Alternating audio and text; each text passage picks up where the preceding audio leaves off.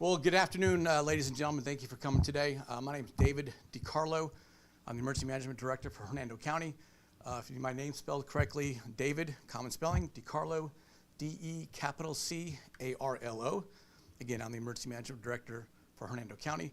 Joining today is County Commissioner Brian Hawkins, Department of Health Director Danielle Taylor, and Chairman of the Board, John Alaco for Hernando County.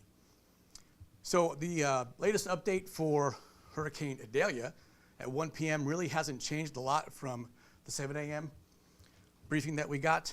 We're still looking at 6 to 9 feet of storm surge on the west coast of Hernando County. We have emergency protective measures in place. Shelters are open. We have a lot of people taking advantage of those shelters, which is a good thing. But I can't stress enough, this is going to be catastrophic storm surge. Life-threatening storm surge. So I would like to turn it over to Department of Health Director Danielle Taylor to talk about some emergency protective measures for Health and Human Services. Danielle? Hi, good afternoon. My name is Danielle Taylor, D-A-N-I-E-L-L-E-T-A-Y-L-O-R. I am the Health Officer for Florida Department of Health in Hernando County. I wanted to go over some public health messaging for everyone. We would like for everyone to prepare your emergency water supply. Store at least 1 gallon of water per day for each person and pet for cooking and drinking. Store at least 3 days. If you're using store-bought water, that's wonderful. If you have containers that you're using, make sure that they are sanitized appropriately before you fill them with water. Some environmental health topics that we'd like to cover. Set your freezer at 0 degrees or below.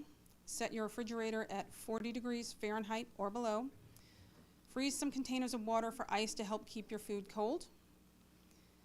Keep your refrigerator and freezer doors closed as much as possible to maintain that cold temperature.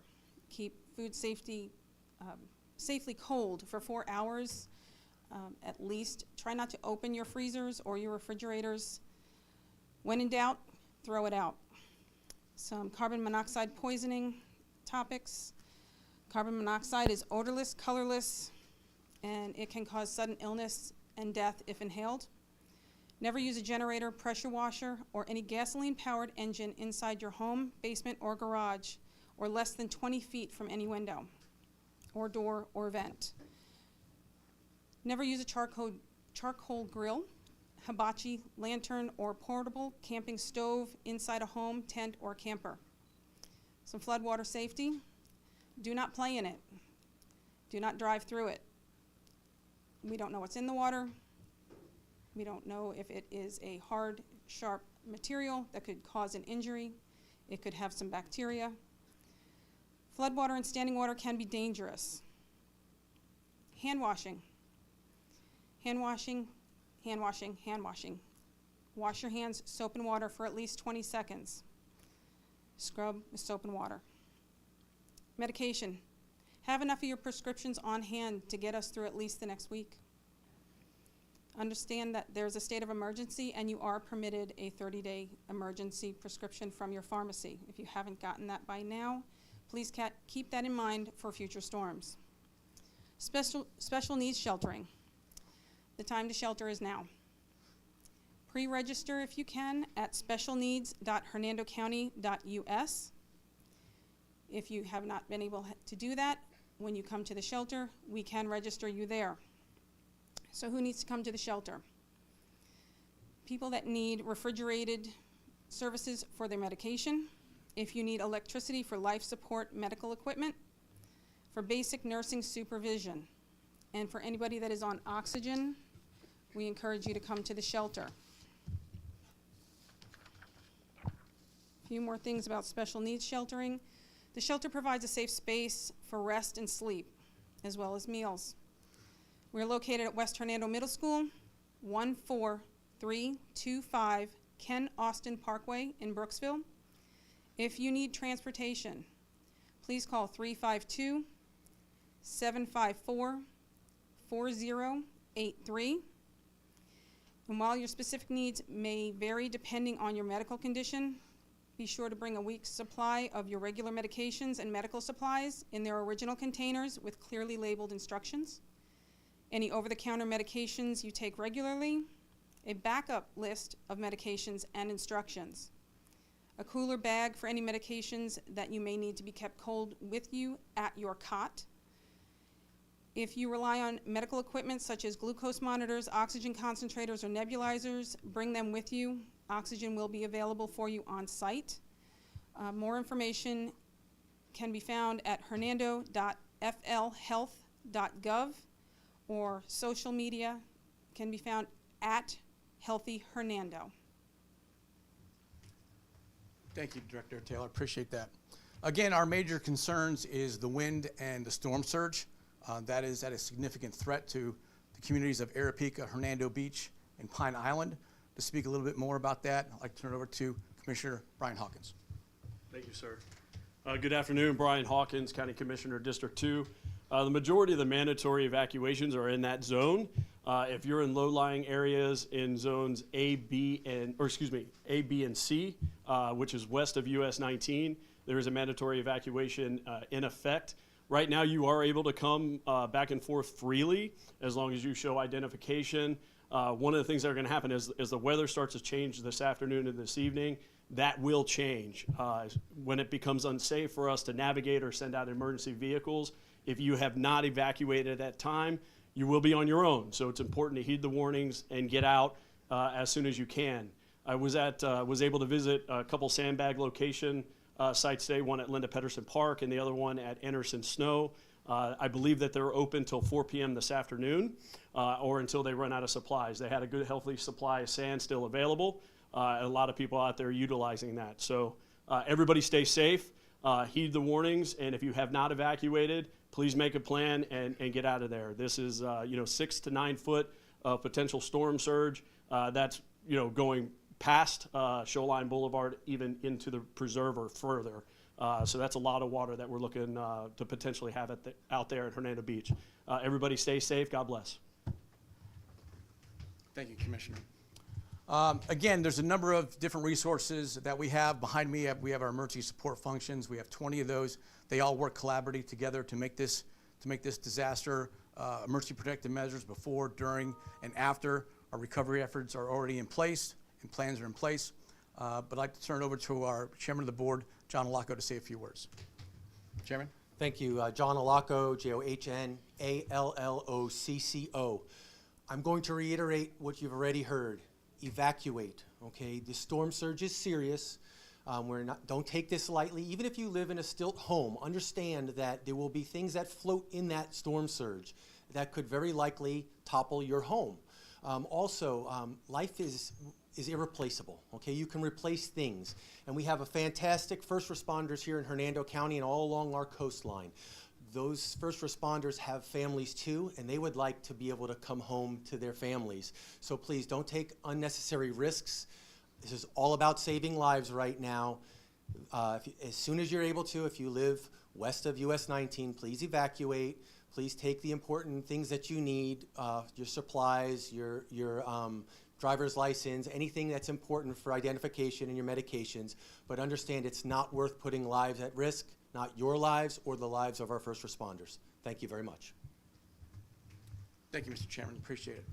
So again, to emphasize, we are looking at 6 to 9 feet of storm surge above ground level. That is catastrophic. That is life-threatening. Please heed these warnings. We have shelters open now. 4 shelters, they're open. We have mandatory evacuations in place. Once again, I need to reiterate, emergency response will stop once tropical storm force winds start coming into Hernando County. When is that? I don't really know. It's late evening according to National Weather Service. So it depends a lot on the forward motion of the storm, how it grows, the intensity, the forward impact. So a lot of it is unknown. So please, if you have to evacuate, do so now. You still have some time to do that. If you need transportation to a shelter, we can make that arrangements. Our Citizens Information Line is open. Please call 352-754-4083 for storm-related questions. If you need information on where the shelters are located, sandbag locations, how long the shelters are open, if you need transportation to that shelter, we can make those arrangements. But please call now. Please do not call 911 for storm-related questions. 911 must be kept open for emergency service calls only. So we have our Citizens Information Lines open. Operators are standing by, waiting to answer your questions. Again, we're talking about tropical storm force wind, hurricane force winds, 30 to 40 miles per hour, gusts up to 80 miles per hour. That's going to be sustained pretty much all night into late, maybe tomorrow afternoon. So this is a long duration event once it does hit. Again, there's still a possibility of storm surge once the eye of the storm does make landfall. It is forecasted now to make landfall either at Cedar Key or north, but that can still change. Our next brief is at 7 p.m. from the National Weather Service. So I'll open it up to any questions. How long will you be receiving citizens in the shelters? I mean, there's people that take risks, I mean, under the storm, trying to get there. Will you be receiving them? We'll receive them as long as it's safe for the roads to be open. Yes. Off of memory for you, what is another storm that gave you guys the same impact as we could see with this one? We kind of like comparing storms, but every storm has its own nuances. But for comparison, for your question, in 2016 we had Hurricane Hermine that skirted the coastline. This is kind of very similar track. The eye of the storm is going to be about 80 miles off our coast, so it's it's going to be severe. It's going to be about 3 to 4 feet above what we experienced in 2016. So if your house flooded in 2016 in the Hernando Beach, Pine Island, Arapaca area, there's a good possibility it'll flood again. If you did not flood, it's a good possibility it will flood now, because it is about 3 feet above what we experienced in 2016. Again, this is going to be catastrophic, life-threatening storm surge. Please heed our evacuation notices. Prep your family, your friends. Make a plan. If you plan to evacuate, please tell family and friends that live out of state where they know, so they know where you're going, so they can contact you. Have a go kit ready. Have all your personal stuff together. Stay informed. We have our social media pages that'll be updated throughout the day. We have these press conferences, press releases that are coming out. You can follow, go to our emergency management page at hernandocounty.us/EM. We'll have a lot of information posted there. And again, if you have any storm-related questions, please call our Citizens Information Line at 352-754-4083. You talked a little bit about people utilizing the shelters already. Can you give me an approximate of like what shelters look like for capacity right now? We have plenty of capacity at this point in time. As of about 12:30, we had about 59 people in shelters amongst the 4 shelters that we have. And we have about 36 pets.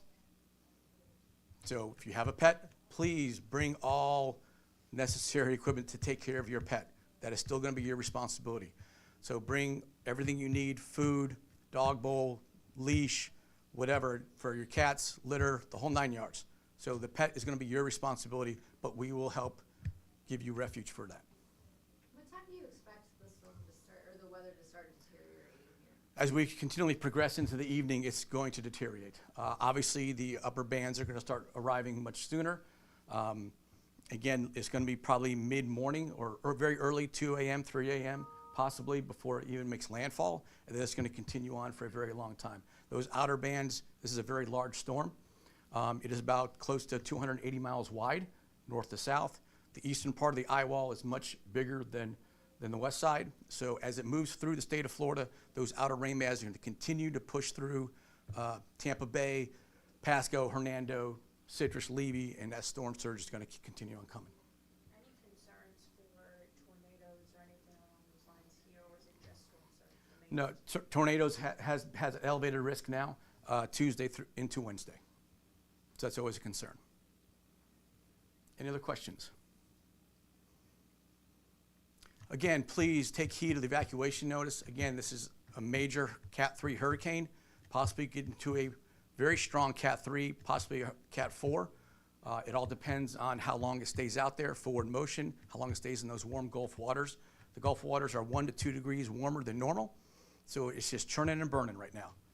So please take heed. This is catastrophic, life-threatening storm surge that we could possibly experience here in Hernando County. We'll send out a next press brief to you guys through a media release. I appreciate everybody coming today. Have a wonderful and safe afternoon.